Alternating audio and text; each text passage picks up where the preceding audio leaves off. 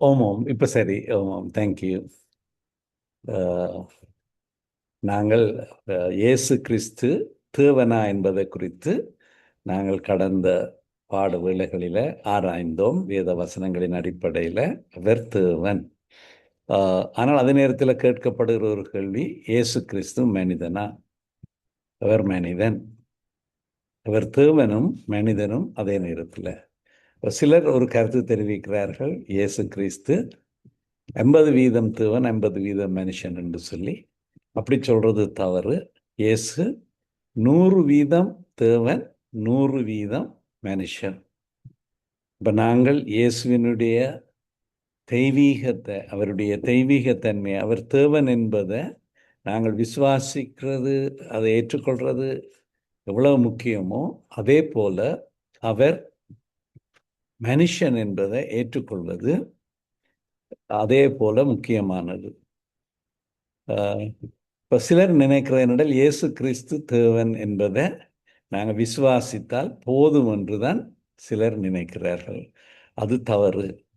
ஆதி சபையில் ஒரு தவறான போதனை இருந்தது. அந்த போதனையை நோஸ்டிசம் என்று சொல்றது. அதோட ஸ்பெல்லிங் GNOSTICISM, நோஸ்டிக். நோஸ்டிசம் என்றால் அது கிரேக்க சொல்லிருந்து வருது. நோசிஸ் என்று சொன்னால் அதன் அர்த்தம் அறிவு, கிரேக்க மொழியில். அப்போ அந்த இயேசு கிறிஸ்து மாம்சத்தில் வெளிப்பட்டார் என்பதை நோஸ்டிக்ஸ் மறுக்கிறார்கள். ஆனபடியால தான் அப்போஸ்தலர் யோவான் எழுதுகிற பொழுது இயேசுவை பற்றி அவர் எழுதினது, முதல் எழுதினார் முதலாம் யோவான் 1ஆம் அதிகாரத்தில், ஆதியிலே வார்த்தை இருந்தது, அந்த வார்த்தை தேவனிடத்தில் இருந்தது, அந்த வார்த்தை தேவனாயிருந்தது என்று சொல்லி எழுதினார். யோவான் 1ஆம் அதிகாரம் 1ஆம் வசனத்தில் நாங்கள் வாசிக்கிறோம், ஆதியிலே வார்த்தை இருந்தது, அந்த வார்த்தை தேவனிடத்தில் தான், அந்த வார்த்தை தேவனாயிருந்தது. அப்போ அவர் தேவன். ஆனால் இப்போ சொல்றார், அவர் ஆதியிலே தேவனோடு இருந்தார். அப்போ அதையும் சொல்றார். அவர் சகலமும் அவர் மூலமாய் உண்டாயிற்று, உண்டானதென்றும் அவராலே உண்டாகவில்லை, 3ஆம் வசனத்தில் சொல்றார். 4ஆம் வசனத்தில் சொல்றார், அவருக்குள் ஜீவன் இருந்தது, அந்த ஜீவன் மனுஷருக்கு ஒளியா இருந்தது. அப்ப இங்க எல்லாம் அவருடைய தெய்வீக தன்மையை பற்றி சொல்றார். அந்த ஒளி இருளிலே பிரகாசிக்க, இருளானது அதை பற்றி கொள்ளவில்லை என்று. ஆனால் 14ஆம் வசனத்தில் சொல்றார், அந்த வார்த்தை, ஆதியிலிருந்து அந்த வார்த்தை மாம்சமாகி கிருபையினாலும் சத்தியத்தினாலும் நிறைந்தவராய் நமக்குள்ளே வாசம் பண்ணினார். அவருடைய மகிமையை நாங்கள் கண்டோம். அது பிதாவானவருக்கு ஒரே பேரானவருடைய மகிமைக்கு ஒத்த மகிமையாகவே இருந்தது. சில பிதாவானவருடைய மகிமைக்கு ஒத்த மகிமையாக இருந்தது. அவருடைய மகிமையை நாங்கள் கண்டோம். அந்த வார்த்தை மாம்சமான, அதுதான் இயேசு கிறிஸ்துனுடைய பிறப்பு. அவர் மாம்சமானார், கிருபையும் சத்தியம் நிறைந்தவராய் நமக்குள்ளே வாசம் பண்ணினார். அங்கே 18ஆம் வசனத்தில் சொல்லுகிறார், அவருடைய பரிபூர்ணத்தினால நாம் இல்லை. 18ஆம் வசனத்தில் சொல்றார், தேவனை ஒருவனும் ஒரு காலம் கண்டதில்லை, பிதாவின் மடியில் இருக்கிற அவருடைய ஒரே பேரான குமாரனே அவரை வெளிப்படுத்தினார். இப்போ பிதாவை ஒருவரும் ஒரு காலம் காணவில்லை, ஆனால் குமாரனை நாங்கள் கண்டோம். அவர் மாம்சமாக வந்தார். அவர் அந்த பிதாவானவரை, நாங்கள் காணாமல் இருக்கிற பிதாவானவரை அவர் தான் வெளிப்படுத்தினார். அவர் மாம்சத்தில் வந்துதான் அவர் வெளிப்படுத்தினார். நாங்கள் இதே யோவான் நிரூபங்கள் எழுதியிருக்கல, 1, 2, 3 நிரூபங்கள் எழுதியிருக்கிறார் யோவான். அங்கே 1ஆம் அதிகாரத்தில் நாங்கள் பார்த்தால் யோவான் சொல்றார் இப்படி, 1ஆம் யோவான் 1ஆம் வசனம், யோவான் எழுதின 1ஆம் நிரூபம் 1ஆம் அதிகாரம் 1ஆம் வசனம்.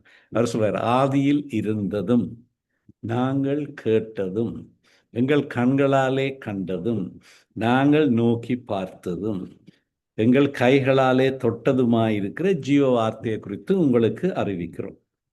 அந்த ஜீவன் வெளிப்பட்டது, பிதாவினிடத்தில் இருந்ததும் எங்களுக்கு வெளிப்பட்டதுமான நித்தியமாயிருக்கிற அந்த ஜீவனை நாங்கள் கண்டு அதை குறித்து சாட்சி குறித்து அதை உங்களுக்கு அறிவிக்கிறோம். சார், ஆதியில இருந்தவர்.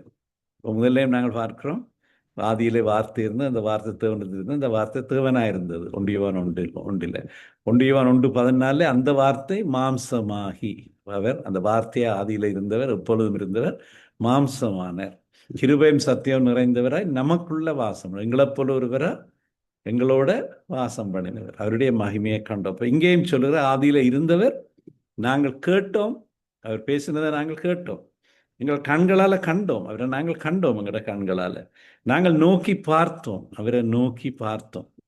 எங்கள் கைகளால் தொட்டோம்.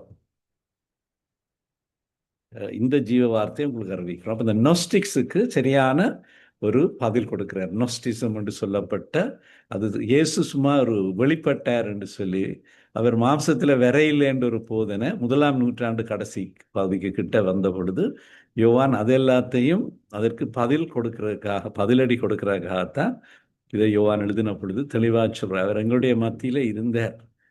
நாங்கள் கண்டோம், நாங்கள் கேட்டோம், நாங்கள் நோக்கி பார்த்தோம், நாங்கள் தொட்டோம். அந்த ஜீவன் அது வெளிப்பட்டது. இந்த பிதாவினிடத்திலிருந்து வந்தது. எங்கள் மத்தியிலே அவர் இருந்தார். எங்களுக்கு வெளிப்பட்டது. நித்தியமாக இருக்கிற அந்த ஜீவன். ஆனால் நாங்கள் வேற மாம்சத்தில் கண்டோம். அப்போ இந்த நொஸ்டிசம், இந்த ஒரு இயேசு ஒரு வந்தார் என்கிற ஒரு அறிவு, ஆனால் அவர் இப்படி மாம்சத்தில் வெளிப்படையில் என்றது போன்ற போதனை கொலோசியர்கள் நிருபத்திலேயும் இந்த நோஸ்டிக்ஸுக்கு பதில் கொடுத்திருக்கிறார் பவுல். கொலோசியர்கள் இதேக்கிலேன் அங்கேயும் அந்த போதனை அங்கே இருந்தது. அவர்கள் சொன்னார்கள் என்னடா, ஒரு புது விதமாக நாங்கள் இயேசுவை அறிந்திருக்கிறோம். அவர் மாம்சத்தில் வெளிப்பட்டதை சொல்லல, அவர் தோன்றினார் என்ற மாதிரி. அதில் அவர்கள் சொன்னது அவர் தோன்றினார், வந்தார் என்றதில் அந்த வந்து மாம்சமாக வந்தது, அவருக்கு ஒரு சரீரம் இருந்தது என்பதை அவர்கள் ஏற்றுக்கொள்ள இல்லை. அப்போ அப்படியான போதனைகள் இடைக்கிட திருச்சபையில் ஊடறுத்து கொண்டு தான் இருக்குது.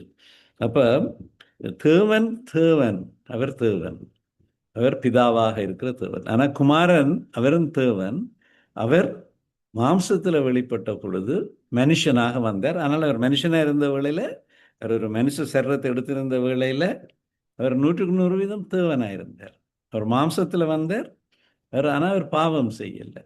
அவர் சோதிக்கப்பட்டார். எங்கள் எல்லாரை போலவும் மாம்சத்தில் இருக்கிறவங்க எல்லாருக்கும் பாவம் செய்கிற சோதனை இருக்குது.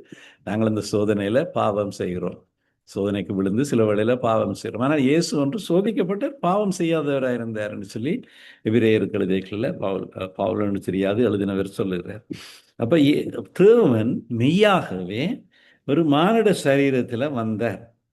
அது மறுக்க முடியாத உண்மை.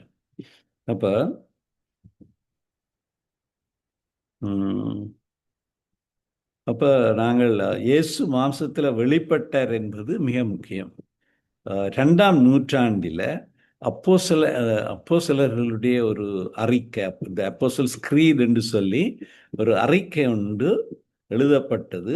அது எழுதப்பட்டதுக்கு காரணம் என்னென்றால், இயேசு கிறிஸ்துவனுடைய தெய்வீக தன்மையை, அதே வேளையில் இயேசு கிறிஸ்து மாம்சத்தில் வந்தார் என்பதை மறுக்கிறவர்களுக்காக. சிலர் தெய்வீக தன்மையை மறுக்கிறார்கள். அவர் முழுக்க முழுக்க மனுஷன், அவர்கள் தெய்வீக தன்மை இல்லை என்று சொல்றவர்கள் இருக்கிறார்கள். அதே வேளையில் அவர் முழுக்க முழுக்க தேவன், மனுஷ தன்மை இல்லை என்று சொல்லுறவர்கள் இருக்கிறார்கள். பானபடியாத்தான் அதில் சொல்லியிருக்கக்கூடிய அந்த அப்போஸ்தலர்களுடைய அந்த அறிக்கையில், நான் பிதாவாகிய தேவனை விசுவாசிக்கிறேன், அவர் வானத்தையும் பூமியையும் சிருஷ்டித்தவர், அவருடைய ஒரே பேரான குமாரனாகிய நம்முடைய கர்த்தராகிய இயேசு கிறிஸ்துவை நான் விசுவாசிக்கிறேன் என்று சொல்லி அங்கே சொல்லியிருக்க. அவர் பரிசுத்த ஆவியினால கற்பம் தரிப்பிக்கப்பட்டார், கன்னி மரியாளிடத்தில் பிறந்தார். அவர் பொந்தியு பிலாத்துவினிடத்தில் அவர் ஒப்புவிக்கப்பட்டு அவர் வேதனைகளை அனுபவித்தார், சிலுவையில் அறையப்பட்டார், மரித்தார், அடக்கம் பண்ணப்பட்டார். அவர் பாதாளத்துக்கு இறங்கினார். 3ஆம் நாளிலே அவர் திரும்பவும் எழுந்திருந்தார். அதற்கு பிறகு அவர் பரலோகத்துக்கு எழுந்தருளி போனார். அவர் பிதாவினுடைய வலது பாசத்தில் உட்கார்ந்தார். அவர் மரித்தோரையும் உயிரோடு இருக்கிறவர்களை நியாயம் தீர்க்க திரும்பவும் வருவார். நான் பரிசுத்த ஆவியானவரை விசுவாசிக்கிறேன். நான் பரிசுத்த சபையை விசுவாசிக்கிறேன். பரிசுத்தவான்களுடைய ஐக்கியத்தை விசுவாசிக்கிறேன். பாவங்களின் மன்னிப்பை விசுவாசிக்கிறேன். மரித்தோர் உயிர்த்தெழுந்து நித்திய ஜீவன் அடைவார்கள் என்பதை விசுவாசிக்கிறேன். அப்போ இதில் நாங்கள் பார்க்கல, இதில் 12 காரியங்கள் பிரதானமாக சொல்லியிருக்கு. அதில் சொல்லியிருக்கிற ஒரு காரியம் என்னென்றால், அவர் கன்னி மரியாளிடத்தில் பிறந்தார். அதாவது ஒரு பூமிக்குரிய ஒரு தாயினிடத்தில் அவர் பிறந்தார். அது இயேசு கிறிஸ்துவனுடைய மனுஷிகத்தன்மையை தெரிவிக்கிறதாக அமைகிறது. அப்போ இங்கே குறிப்பாக கன்னி மரியாளிடத்தில் பிறந்தார் என்பது அவருடைய மனுஷீகத்தை வலியுறுத்துறதுக்காக சொல்லப்பட்டிருக்கிறது.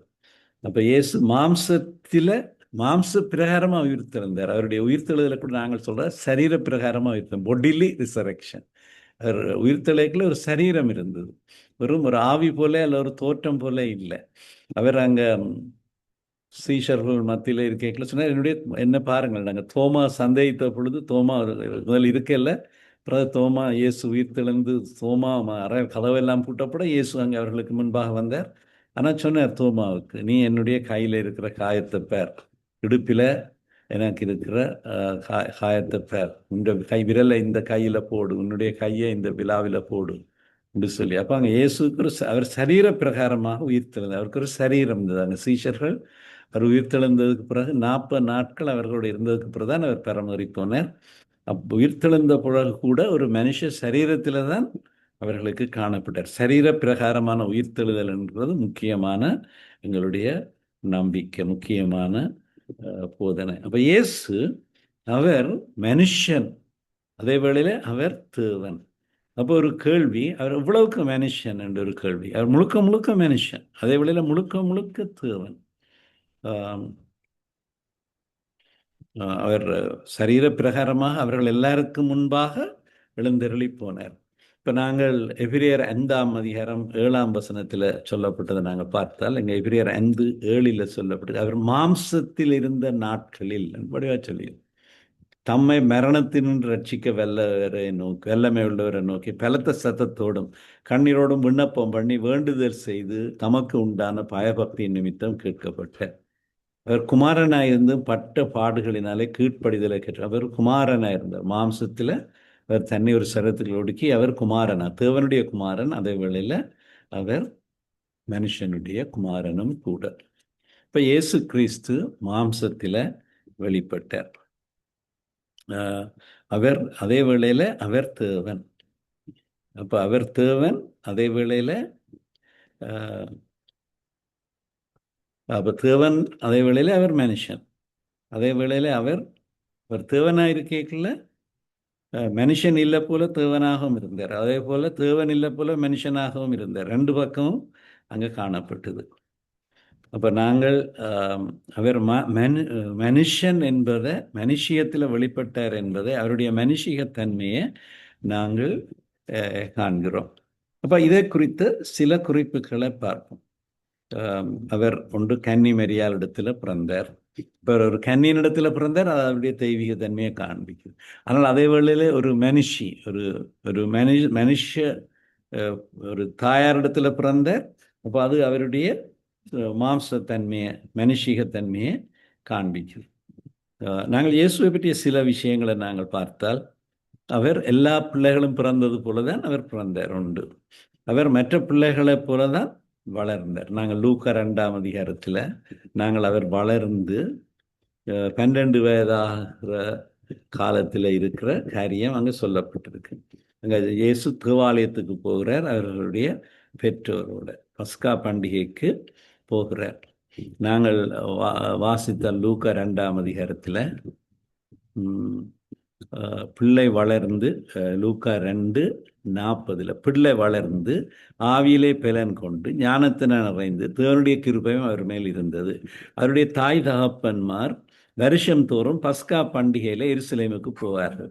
அவருக்கு 12 வயதான போது அவர்கள் அந்த பண்டிகை முறைமையின்படி எருசலேமுக்கு போய் பண்டிகை நாட்கள் முடிந்து திரும்பி வருகிற போது பிள்ளையாகிய இயேசு எருசலேமில் இருந்து விட்டார். இது அவருடைய தாயாருக்கும் யோசேப்புக்கும் தெரியாதிருந்தது. அப்போ நாங்கள் காண்கிறோம், அவர் எல்லா விதத்திலையும் ஒரு மற்றவர்களைப் போல, மற்ற பிள்ளைகளைப் போல ஒரு பிள்ளையாக இருந்தார். தாய் தகப்பனோட அவர் பஸ்கா பண்டிகையில் எருசலேமுக்கு போகிறார். அப்போ அவருக்கு 12 வயது. ஆனால் அவர் என்ன சார் பண்டிகையில் இருந்துட்டார். தாய் தகப்பனுக்கு தெரியாது, க்ரௌடு சனக்கூட்டத்தோட அவர்கள் 3 நாள் பிரயாணம் பண்ணி போய் ஒரு நாள் பிரயாணம் பண்ணி வந்து அவரை காண இல்லை என்று தேடினார். 3 நாளைக்கு பிறகு தேவாலயத்துக்கு வந்த பொழுது போதர்கள் நடுவில் உட்கார்ந்து அவர் பேசுகிறதை அவர்களை கேள்வி கேட்கிறதையும் கண்டார். ஆனால் அவர் பேச கேட்ட யாவரும் அவருடைய புத்தியையும் அவர் சொன்ன மாறுத்தரங்களையும் குறித்து பிரமித்தார்கள் என்று சொல்லியிருக்கு. இப்போ அவர் எல்லா விதத்திலும் ஒரு பிள்ளையாயிருந்தார். இயேசு அவரை பற்றி சொல்லியிருக்கு லூக்கா 2:52 இயேசுவானவர் ஞானத்திலும் வளர்த்தியிலும் தேவ கிருபையிலும் மனுஷர் தேவையிலும் அதிகமாய் விருத்தி அடைந்தார். இப்போ இயேசு அவரை குறித்து சொல்லிச்சு, ஆவியில பலன் கொண்டிருந்தார், ஞானத்தினால் நிறைந்திருந்தார், தேவ கிருபை அவர் மேல் இருந்தது. ஞானத்துல வளர்த்தியில தேவ கிருபையில மனுஷத்துக்கு தேவையில்ல அதிகம் அதிகமாக விருத்தி அடைந்தார். ஆனால் அதே நேரத்தில் அவர் எல்லா விதத்திலே ஒரு மனுஷனாகத்தான் இருந்தார். அவர் தேவனா இருக்கல.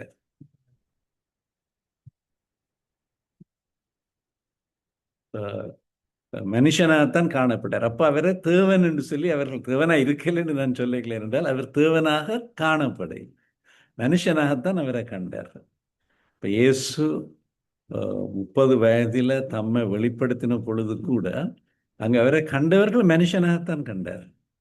ஆனால் அவருக்குள்ள முழுக்க முழுக்க தெய்வத்துவம் முழுக்க அவருக்குள்ள பரிபூரணமாய் வாசமாயிருந்தது என்று சொல்லி வேதத்தில் தேவனுடைய எல்லா தேவத்துவம் அவருக்குள்ள வாசமாயிருந்தது. ஆனால் ஒரு மனுஷனுக்குள்ளே. அப்ப இதை நாங்கள் புரிந்து கொள்வது அவசியம். அப்ப இயேசுவை பற்றி சில விடயங்கள், அவர் ஞானமும் அறிவும் உள்ளவராயிருந்தார், அவர் வளர்ந்தார், விருத்தி அடைந்தார், அவர் களைப்படைந்தார். நாங்கள் யோவான் 4ஆம் அதிகாரத்தில் சமாரியாவில் இயேசு போய் அங்கே சமாரியா கிணற்றடியில் அவர் களைப்படைந்து அங்கே உட்கார்ந்தார் என்று சொல்லியிருக்கு. இப்போ எங்களுக்கு களைப்பு வர்ற ஒரு பிரயாணம் போனால் நாங்கள் களைத்து சோர்ந்து இருப்போம். இயேசுவும் அங்கே பிரயாணத்தில் களைத்து சோர்ந்து இருந்தார். யோவான் 4ஆம் அதிகாரத்தில் 6ஆம் வசனத்தை நாங்கள் பார்த்தால் அங்கே சொல்லியிருக்கு. யோவான் 4:6 களைப்படைந்தவர். அங்கு யாக்கோபனுடைய கிணறு இருந்தது. இயேசு பிரயாணத்தில் இழப்படைந்தவராய் அந்த கிணற்றில் அருகே உட்கார்ந்தார். அப்பொழுது ஏறக்குறைய 6ஆம் மணி வேளை. அந்த 6ஆம் மணி வேளை என்றால் யூதர்களுடைய மத்தியானம் 12ஆம் மணி. அவருக்கு தாகம் உண்டாயிற்று. அது லூக்கா 19:28 நாங்கள் பார்க்கணும், சிலுவையில் அறையப்பட்ட வழியில் நான் தாகமாக இருக்கிறேன் என்று சொன்னார். அவருக்கு பசி உண்டாயிற்று. மத்தேயு 4:2 பார்த்தால் அவர் 40 நாள் வனாந்திரத்தில் பிசாசால சோதிக்கப்பட்டதுக்கு பிறகு அவருக்கு பசி உண்டாயிற்று. அப்போ இங்கே தாகமாக இருந்தார், பசியாக இருந்தார், களைப்படைந்தார். இது நாங்கள் மனுஷர்களுக்கு உண்டாகிற காரியம். அங்கே நாங்கள் மத்தேயு 4:11 பார்த்தால் அவர் வனாந்திரத்தில் அங்கே தேவ தூதர்கள் அவருக்கு பணிவிடை செய்தார்கள் என்று சொல்லியிருக்கேன். அவர் 40 நாள் உபவாசமாக இருந்ததுனால சரீர பிரகாரமாக பலவீனம் உள்ளவராக இருந்தார்னு சொல்லி நாங்கள் பார்க்கிறோம்.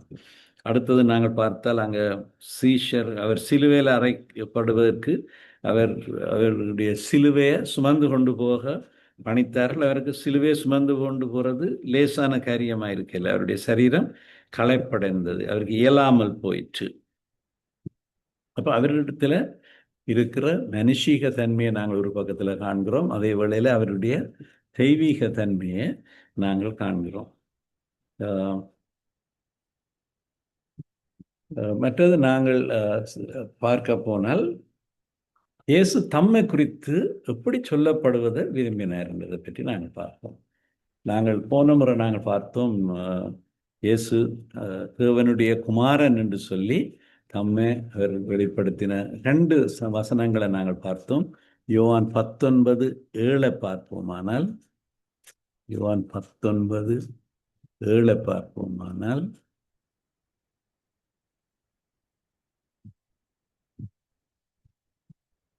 அங்க சொல்லி இருக்கு, யூதர்கள் தங்களுக்கு பிரதியுத்தரமாக எங்களுக்கு ஒரு நியாய பிரமாணம் உண்டு, இவன் தன்னை தேவனுடைய குமாரன் என்று சொன்னபடியால் அந்த நியாய பிரமாணத்தின்படி இவன் சாக வேண்டும். வாங்க, இயேசு சொல்லிக்கிறார் தன்னை தேவனுடைய குமாரன் என்று சொல்லி. அப்ப யூதர்கள் சொன்னார்கள் இவர் தேவனுடைய குமாரன் என்று சொன்னது ஒரு பெரிய குற்றம், அது தேவ தூஷணம். இந்த நியாய பிரமாணத்தின்படியே இவன் சாக வேண்டும். நாங்கள் லூக்கா 22 பார்த்தால் 67, லூக்கா 22:67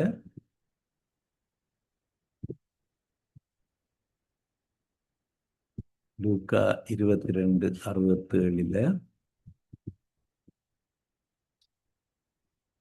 நீ கிறிஸ்துவா, அதை எங்களுக்கு சொல் என்றார்கள். அதற்கு அவர், நான் உங்களுக்கு சொன்னாலும் நம்ப மாட்டீர்கள், நான் உங்களிடத்தில் வினாவினாலும் எனக்கு மாறுத்தரம் சொல்ல மாட்டீர்கள், என்னை விடுதலை பண்ணவும் மாட்டீர்கள்.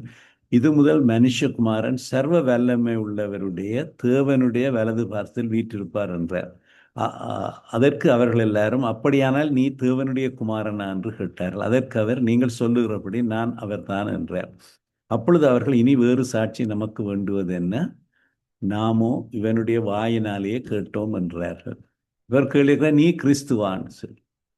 அவர் சொன்னார், நான் சொன்னாலும் நம்ப மாட்டீர்கள் என்று சொல்கிறார். அப்புறம் அவர் சொன்னார், மனுஷகுமாரன் தான் அவர் இதில் சொல்றாரு 69 வருஷத்தில். இது முதல் மனுஷகுமாரன் சர்வ வல்லமை உள்ள தேவனுடைய வலது பார்சத்தில் வீற்றிருப்பார். மனுஷகுமாரன் சர்வ வல்லமை உள்ள தேவனுடைய வலது பார்சத்தில் வீற்றிருப்பார் என்றார். அப்ப அவர்கள் கேள்வி திருப்பி கேட்கிறார், நீ தேவனுடைய குமாரனோ என்று திருப்பி கேட்கிறார். இப்போ அவர் இயேசு தம்மை சொல்றார் மனுஷகுமாரன் என்கிறார். ஆனால் தேவனுடைய வலது பார்சத்தில் வீற்றிருப்பார். இது முதல் வீற்றிருப்பார். இப்போ கேட்ட கேள்வி, நீ தேவனுடைய குமாரனும். அதற்கு அவர், நீங்கள் சொல்லுகிறபடியே நான் அவர்தான். நான் அவர்தான். இயேசுவை நான் தேவனுடைய குமாரன் என்றதையும் அவர் ஒத்துக்கொள்கிறார். இப்போ இனி வேறு சாட்சி வேண்டியதில்லை, நாமே இவனுடைய வாயினாலே கேட்டோம் என்ற தேவனுடைய குமாரன் என்று சொன்னதை அது அவர்களுக்கு ஏற்றுக்கொள்ள முடியாது இருந்தது, அவர்களுக்கு ஜீரணிக்க முடியாமல் இருந்தது. இயேசு தம்மை தேவனுடைய குமாரன் என்று சொல்லிக்கிறார், தம்மை தேவனுக்கு சமமாக்கினார் என்று. இப்போ இயேசு அதிகமான வேளையில் அவர் தம்மை பூமியில் இருந்த நாட்களில் மனுஷகுமாரன் என்று அறியப்படத்தான் அவர் விரும்பினார். இப்போ இயேசுவை பற்றி நாங்கள் பார்க்கல, இயேசு தமக்கு தெரிந்து கொண்ட தலைப்பு, தம்மை பற்றி தெரிந்து கொள்ள மக்கள் தெரிந்து கொள்ள விரும்பின தலைப்பு மனுஷகுமாரன் என்றுதான். அப்போ அவர் தாவீதின் குமாரன் என்ற தலைப்பு கூட அவர் பயன்படுத்தவில்லை, அதை அவர் விரும்பினதாக தெரியவில்லை. ஏனென்றால் தாவீதின் குமாரன் என்றால் அது மேசியா என்ற அர்த்தத்துக்கு வரும் அது. ஆனால் அவர் தேவனுடைய குமாரன் என்று சொன்ன சந்தர்ப்பங்களை நாங்கள் பார்த்தோம். ஆனால் அவர் மனித குமாரன் என்று சொல்லப்பட்ட தலைப்பைத்தான் அதிகமாக விரும்பினார். சுவிசேஷ புஸ்தகங்களில் 40க்கும் அதிகமான இடங்களில் அங்கே சொல்லப்பட்டிருக்கு. 40க்கும் அதிகமான இடங்களில் இயேசு தம்மை பற்றி சொல்லுகிற பொழுது அவர் தம்மை மனுஷகுமாரன் என்ற சொற்பதத்தை பயன்படுத்துகிறார். அப்போ ஆனால் சீஷர்கள் அவரை குறித்து சொல்ல கர்த்தர், போதகர் என்ற சொற்படத்தான் அவர்கள் அநேகமாக கர்த்தர் என்று தான், ஆண்டவர் என்று தான் பேசினார்கள். ஆனால் இயேசு கூட விரும்பின சொல்லு தம்மை பற்றி மனுஷகுமாரன். அப்போ அவர் சொன்ன சில வசனங்களை நாங்கள் பார்த்தால், நாங்கள் மத்தேயு 8:20 பார்க்குறோம். அங்கே சொல்றார், மனுஷகுமாரனுக்கு பூமியில தலை சாய்க்க இடம் இல்லை என்ற சொல்றார். நரிகளுக்கு குழிகள் உண்டு, ஆகாயத்து பறவைகளுக்கு கூடுகள் உண்டு, மனுஷகுமாரனுக்கோ தலை சாய்க்க இடம் இல்லை. மற்ற நாங்கள் மத்தேயு 9:6 பார்க்கிறோம். அவர் சொல்றார், மனுஷகுமாரனுக்கு பூமியிலே பாவங்களை மன்னிக்க அதிகாரம் உண்டு என்பதை நீங்கள் அறிய வேண்டும்.